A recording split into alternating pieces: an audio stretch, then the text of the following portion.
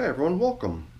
I'm down here in my wormery, and before we get started I'm going to share some information about the bin that I want to check in on, and I guess it's better that I do that now before I hit the button again and accidentally delete it. Last time I was bringing this thing down here with some information on it, I hit the reset button, wiped out all the information I had to share with you guys. So really quick, the system, even the last time we showed this board, it had words on here like survivors, and we even put the concept of migration into quotations because we were really treating it as more like an escape rather than a migration. So either way, what we've got going on is a bin where we had some issues about a month ago, big die-off, we initiated the migration, escape of the worms out of the material they were inhabiting, and now 31 days later the idea here is that hopefully all the worms have made their way out into the collection area, and that we could just scoop the inhabitants of the collection area out, relocate them into a nice fresh new home, a slightly smaller home, since even though the system was launched a few months ago with probably hundreds of worms, we could have now been reduced to just dozens. So I'm not sure how many worms we're really talking about here, but either way, we'll hopefully get a closer look at them as we relocate them into a new home, and it's going to be basically a new bin being launched off with these survivors and putting this 280 system into the books as complete. So I'm going to put on a glove and we're going to get to work. The only stuff these guys have been fed lately, past two check-ins at least, was worm chow. This is just a dry mix of seeds and grains and other things like that. And the whole idea of giving them that was to sprinkle it onto the bedding that they were provided, in the hopes that the bedding would really be their primary food source. Didn't want to introduce a whole bunch of dampness and moisture into here by adding all kinds of juicy foods, but I don't know, I think we had a good enough moisture content in here. So the whole idea is going to be scooping this out, and then some of the stuff that I bought down here to set up their new home with is in this tray, but I don't even know if we need this stuff. We can use some of it, maybe not all of it. We'll see how that goes.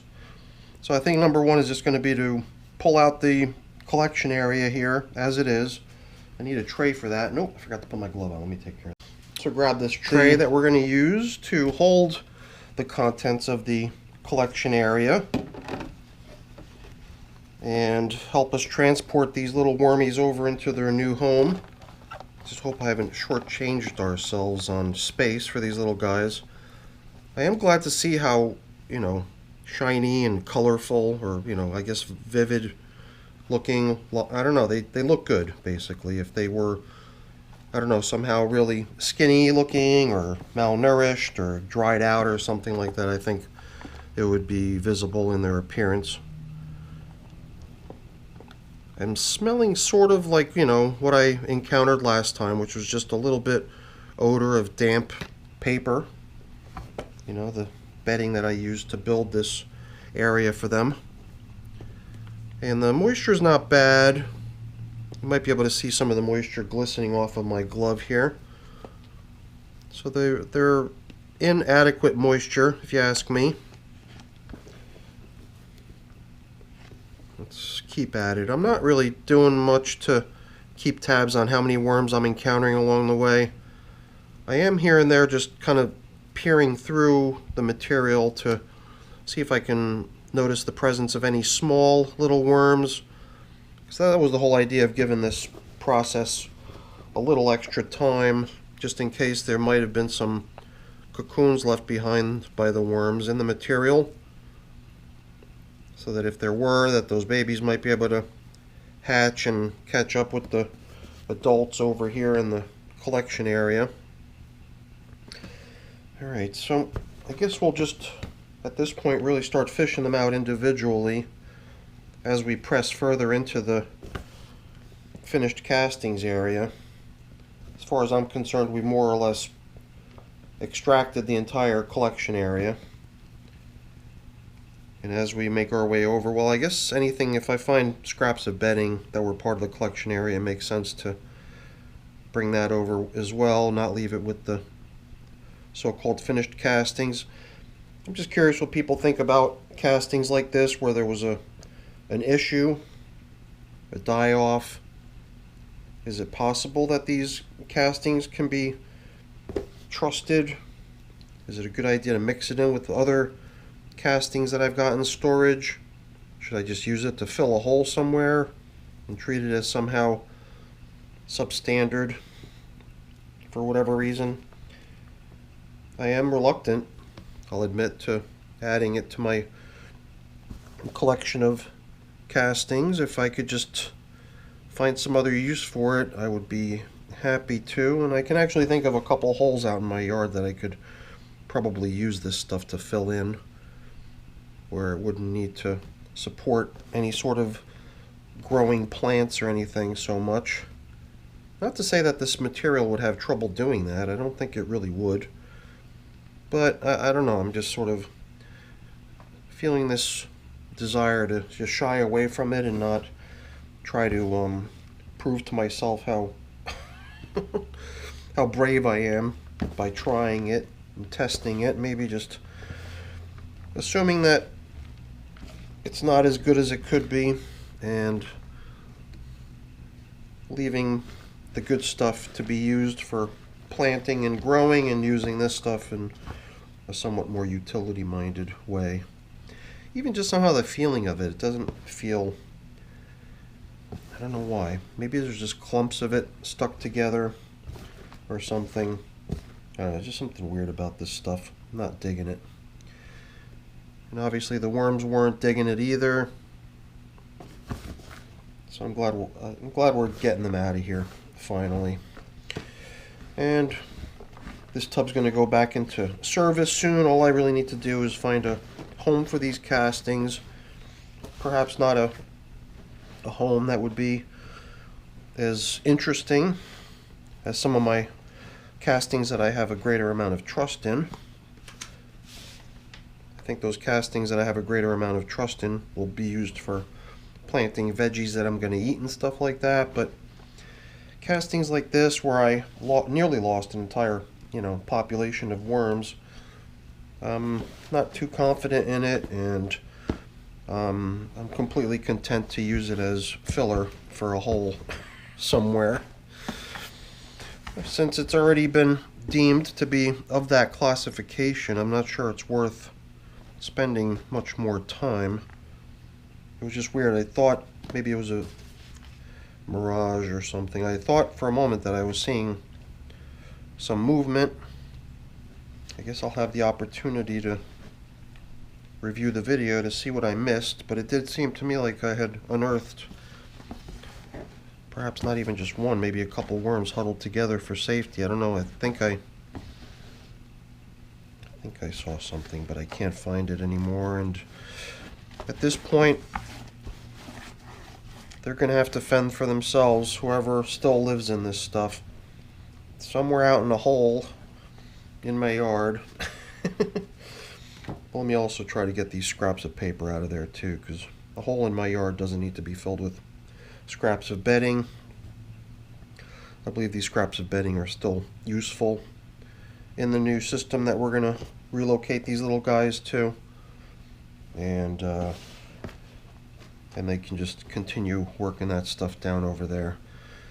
Alright, enough of this. I'll be taking off the label, emptying the container, so on and so forth. It's about time we got rid of this busted container anyway. I never intended to be in here for quite so long, but as far as I'm concerned, this is a done deal at day 280. Let's go get the new bin and set it up for these little guys. So now I debated on what container to use for this. I thought about using one of my somewhat larger size but shallower trays, but I think, at least for the time being, we'll be good in here, and if we need to upgrade them to a larger space, we can do so later. So I think I'm going to begin this with just a handful of my prepared shredded paper and cardboard mix. There's a little bit of leafy matter in here, as well as a little bit of moisture. I have some tubes of cardboard here too that we can include also.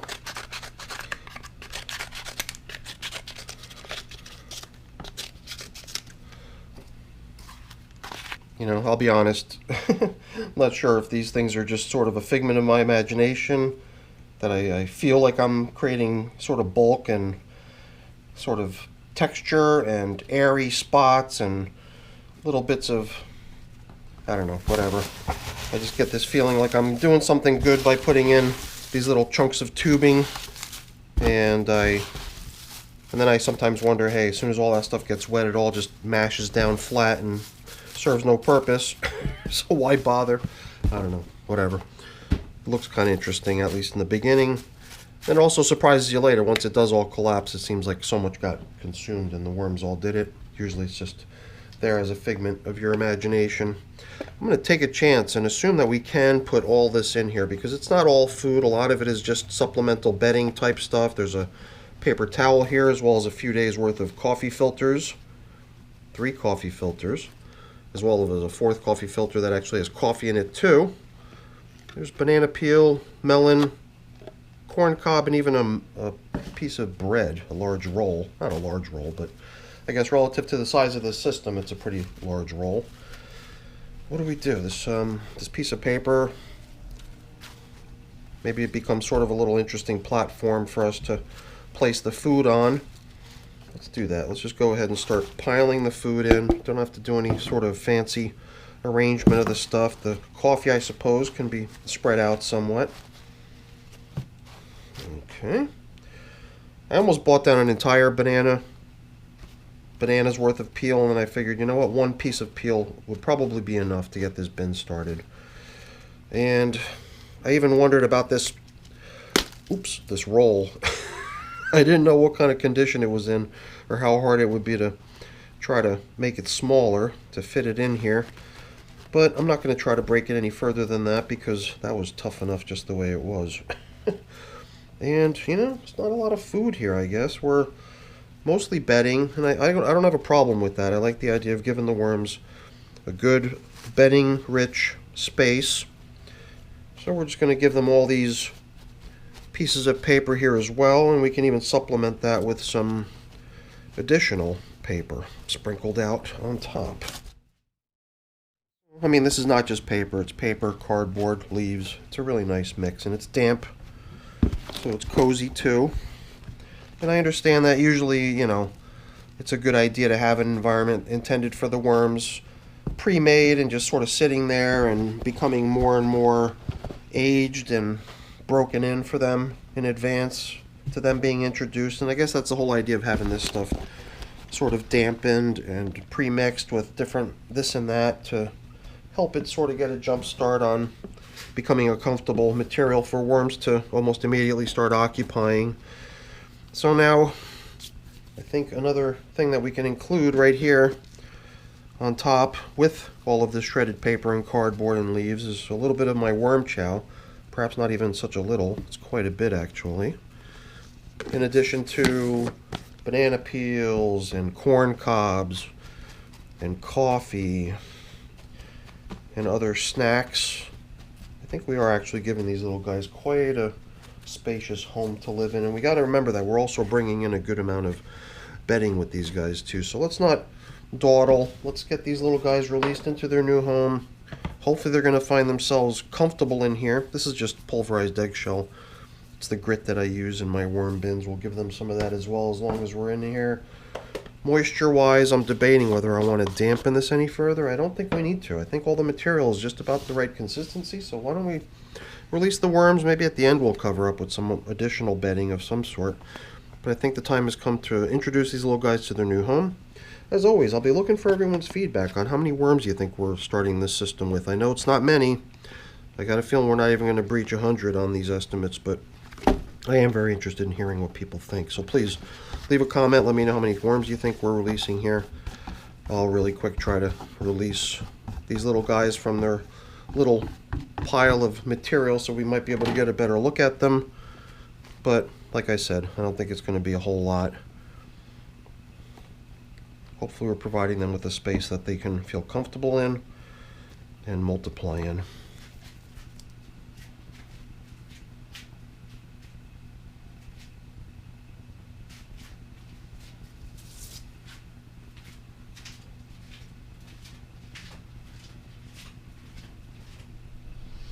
Well, it's usually times like this I step away to clean up, do a little housekeeping, and wash any trays we might have used. So I got my glove clean, so I thought we might just be sprinkling some stuff in here and covering up, but you know what? I've got this sunflower here. You would never guess what this was. Now, some people probably know what it was. And it's the it's one of the contributions of my buddy who is also the guy that gave me some of that neem seed oil at one point in the past. He gave me a couple of these sunflower heads, and I've been using the sunflowers in my worm chow mixes, but I've been wanting to include this little flower in one of my future bins, and what the heck, why don't we throw it in here? It's just been sitting around here on my table for a little while now, for at least a week, I would say, and I think this is a good place for it to be. Hopefully the worms like it. I think they will. I don't see why they wouldn't. And I think there's also probably a good opportunity here to introduce a little bit more natural materials. I always like to, I don't know why, I like the appearance of just leaves on the top surface of my worm bins, and if we do that here, I think the worms will appreciate it. So why don't we just bring back my collection of leaves here, and shouldn't take much. That was only about a handful, maybe another half a handful will get us to the point here where it's just a little bit of, it's just a cover, you know, it's a little bit of camouflage to make the whole thing look like it's kind of natural. Do you buy it? Does it look natural? Okay, so I got our little top covering piece of paper here that we can put in, and I also have my squirt bottle. I do kind of have this feeling like I would want to add some moisture to this, so I think we'll soak the paper and we'll just drop in a little bit of moisture around the edge. Some of these leaves will get a little bit of direct moisture. Some of the moisture will just drop right to the bottom and enhance the moisture throughout. And then there was even that piece of plastic covering that was on top of the old system, and we could just bring that back over and use that to cover up with here. I feel like a system made up of this sort of materials does need some protection from drying, so that all this nice moisture we're putting in here for the wormies stays in there. And let me get rid of this, and then we'll be finished. There's even a little bit of casting material stuck on here from the old system. That stuff at some point, I guess, will make its way back into the container.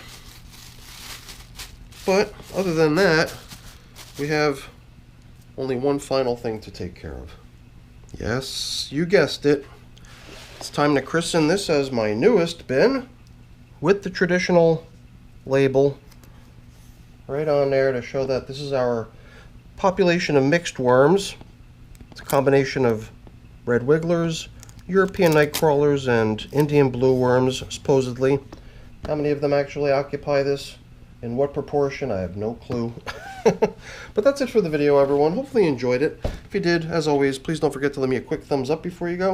And if you haven't done so already, please also consider subscribing to the channel. Alright, everyone. Have a great day. Thanks for watching. Bye-bye.